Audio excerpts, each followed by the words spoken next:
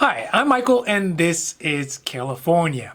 With the start of the new year, the EDD is trying to keep their New Year's resolution to weed out the millions of dollars in fraudulent claims that have been paid out during the inundation of claims that started last year. As a result, with no other option, they have reached for the nuclear option and temporarily suspended 1.4 million California's accounts on New Year's Eve. Now, in order to get their benefits, more than 1 million Californians will have to verify their identification to the unemployment agency before they can get recertified for benefits like regular UI and extended PUA and PEUC benefits. That's the extra $300 weekly benefits. This verification process could take more than a month. So right now, we are talking about the current suspension of millions of Californians' unemployment benefits and how long it could take before they start getting sent out again.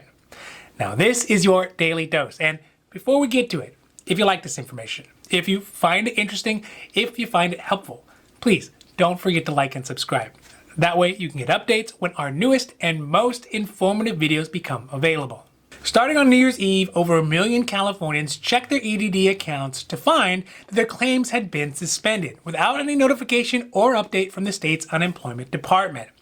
Now that we are 2 weeks in, Californians have started to receive letters and notifications from the EDD that their accounts were suspended in a statewide sweeping effort to prevent the mass amount of fraud that had become a scandal at the end of last year.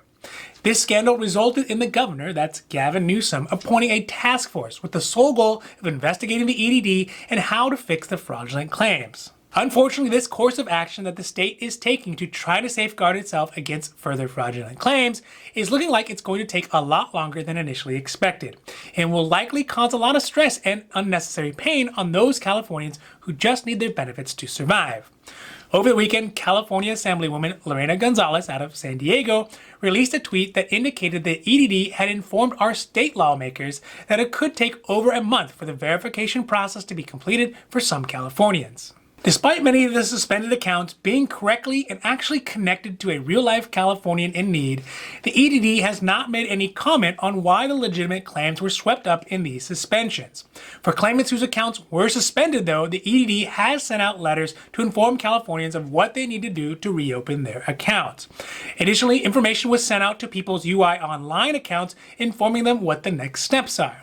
The notifications send people to a link on ID.me that allow folks to upload the necessary verification documents to begin the process of EDD verifying their identification.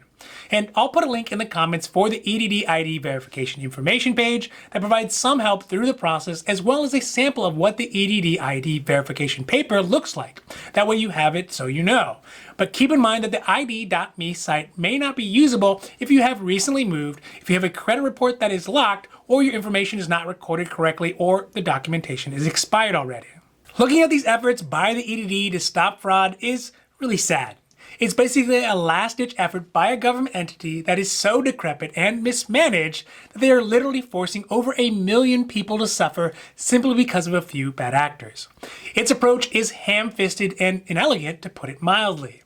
The bureaucrats who run the EDD should be ashamed of how this is all washed out, and it will be the Californians who suffer the most for their incompetence. The worst part of it is that those folks who are going to be hurt most by this are those communities and individuals who rely on this money to really survive. Those folks who have been put out of jobs because of government lockdowns that close down their businesses and their livelihoods only to be hit with a double whammy of getting their benefits cut short. Over the last year, the EDD has just moved from one bad situation to another, and there doesn't seem to be any real reason why any of this has happened. The only good thing that may come from this all is that now that the faults in the program have come to light, there may be some movement to actually get them fixed. And really, for those folks out there, for you all, who are wondering how you're going to make ends meet without these benefits for a little while, hang in there. I'm certain it's all going to get worked out and payments will eventually get sorted. But it's really not fair that you all have to go through this. It's just not right. Now, this has been your daily dose, and I hope that you found it interesting or helpful or at least useful. And if you did, please don't forget to like and subscribe. That way you can get updates when our newest and most informative videos become available. So that's it for me, and for Carelifornia, I'm Michael, wishing you a happy, healthy day.